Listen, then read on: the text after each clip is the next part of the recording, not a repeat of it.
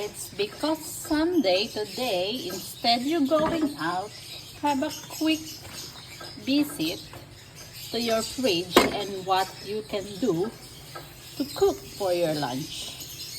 I'm having a one dish from yesterday to another dish today. A simple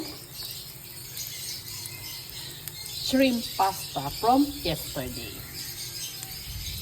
Put the butter and garlic.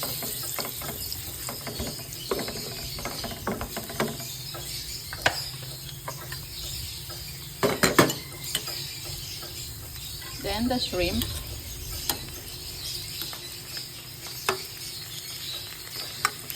From yesterday leftover.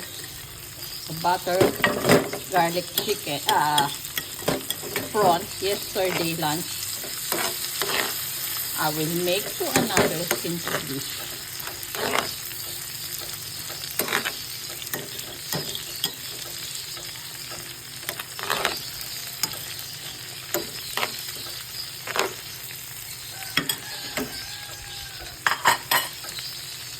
Then when the butter melted, we put some black pepper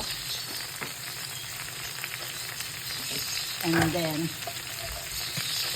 I put the pasta that I boiled already. I use the Barilla spaghetti. Then put the pasta in the frying pan.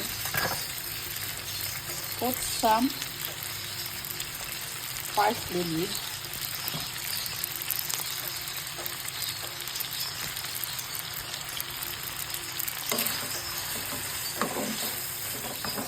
Fry. And from one dish to another dish. Quick lunch for Sunday for me. Thank you for watching.